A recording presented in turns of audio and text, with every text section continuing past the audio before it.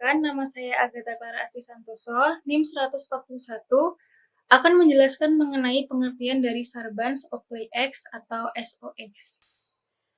Sarbanes-Oxley Act merupakan undang-undang yang diprakarsai oleh Senator Paul Sarbanes dari Maryland dan Representatif Michael Oakley dari Ohio, dan telah ditandatangani oleh Presiden George W. Bush pada tanggal 30 Juli 2002.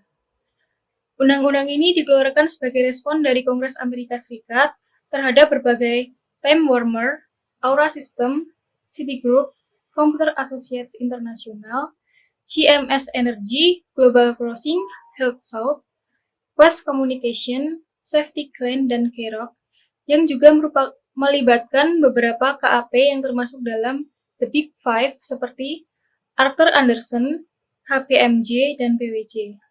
Semua skandal ini merupakan contoh tragis bagaimana fraud schemes berdampak sangat buruk terhadap pasar, stakeholder, dan para pegawai. Nama saya Raisa Salsabila, NIM 94. Di sini saya akan menjelaskan tentang awal mula munculnya SOX. Yang pertama, SOX didirikan oleh P. Sarbanes dan M. Oakley. Lalu, WordCamp mengumumkan tentang manipulasi laba akuntansi secara besar-besaran. Kemudian, itu mendorong rancangan UU Reformasi Tata Kelola dan Akuntansi melalui Senat Amerika Serikat dan disetujui oleh Dewan Suara dan Senat Suara. Lalu disahkan menjadi hukum oleh Presiden George W. Bush dan menjadi undang-undang pada tanggal 30 Juli 2002. Ringkasan isi SOX yang pertama membentuk Independent Public Company Board untuk mengawasi audit terhadap perusahaan publik. Yang kedua, mensyaratkan salah seorang anggota komite audit adalah orang yang ahli dalam bidang keuangan. Yang ketiga, mensyaratkan untuk melakukan full disclosure kepada para pemegang saham berkaitan dengan transaksi keuangan yang bersifat kompleks.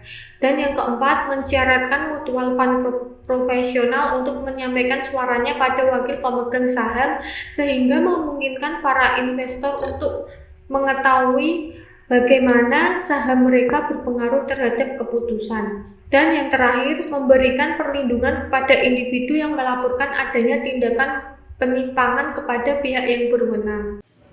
Saya Menawa Yunitias, NIM 93. Kali ini saya akan menjelaskan mengenai pro dan kontra SOX.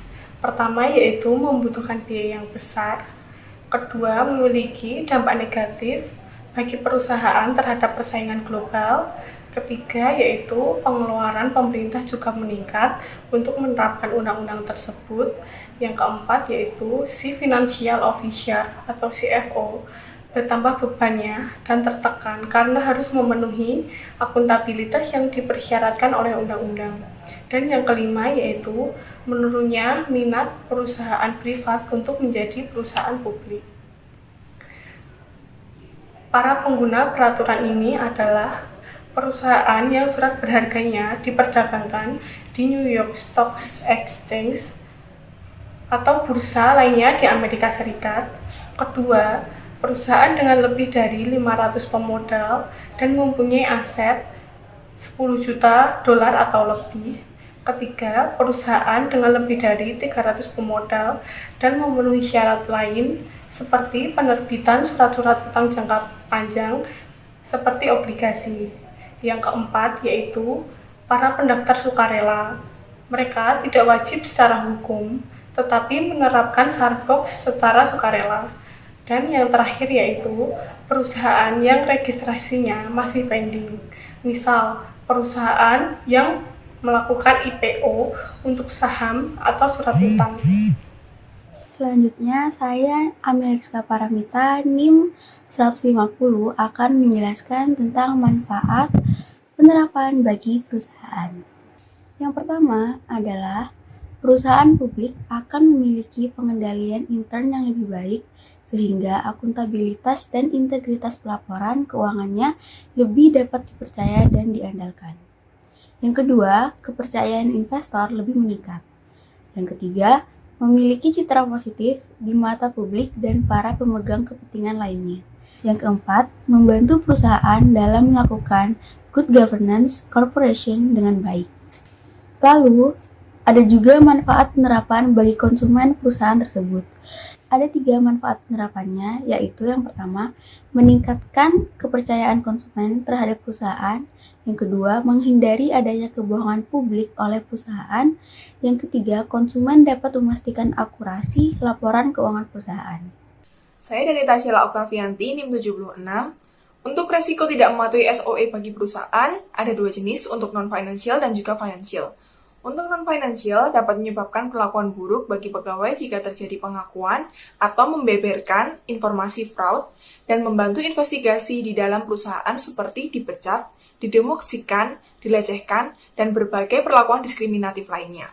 Lalu untuk financial itu sendiri dapat mengakibatkan hilangnya kepercayaan masyarakat dan menarik semua saham-sahamnya dan akan menyebabkan kebangkrutan bagi perusahaan. Berikutnya penerapan SOE di Indonesia. Contohnya, PT Telekomunikasi Indonesia Terbuka. Saat ini menerapkan 3 section dari SOE ini sendiri. Ada section 302, 404, dan juga 906. Hal ini dilakukan dengan pertimbangan bahwa 3 section tersebut dapat diterapkan sebagai langkah awal implementasi Sarbanes-Oxley Act.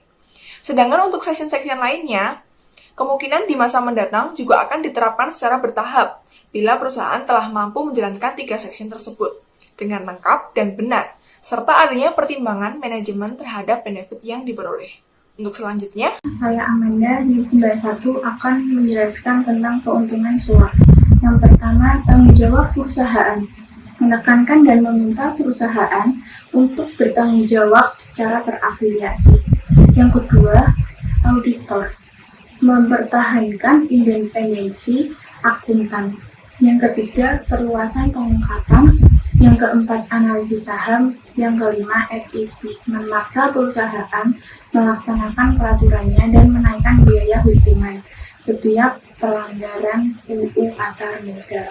Keterbatasan SOA. 1. Memfokuskan pada pemberian sanksi dan perlakuan terhadap subjek, namun pada kenyataannya, kebanyakan kasus fraud yang terjadi bukan hanya terjadi karena individu yang melakukannya, tapi lebih dikarenakan adanya permainan dalam sistem. Yang kedua, efek sanksi dengan adanya SOA nampaknya tidak terlalu ampuh untuk dipopulerkan. Saya Carolina Dewi Ningtyas, NIM 079. Nah, di sini saya akan melanjutkan penjelasan mengenai Sarbanes-Oxley Act atau SOA. Itu bertujuan untuk mengembalikan kepercayaan investor pasca skandal akuntansi dan kebangkrutan perusahaan-perusahaan besar di Amerika. Secara umum, SOA mengatur tentang akuntansi, pengungkapan, dan pembaharuan governance. SOA memberikan persyaratan bagi sebuah perusahaan terhadap pengendalian internalnya. Nah, para pendukungnya merasa bahwa aturan ini diperlukan dan memegang peranan penting untuk mengendalikan kepercayaan publik terhadap pasar modal nasional, dengan antara lain memperkuat pengawasan akuntansi perusahaan. Para penentangnya berkilah bahwa SOA tidak diperlukan dan cara campur tangan pemerintah dalam manajemen perusahaan menempatkan perusahaan-perusahaaan pada kerugian kompetitif terhadap perusahaan asing. Sekian video presentasi kami yang berjudul Sarbanes-Oxley Act atau SOX. Terima kasih yang sudah menonton. Dan terima kasih juga kepada dosen kami yang sudah membimbing, Yaitu Bapak Totok Dewayanto. Bila ada kesalahan kata, kurang lebihnya kami mohon maaf. Assalamualaikum warahmatullahi wabarakatuh.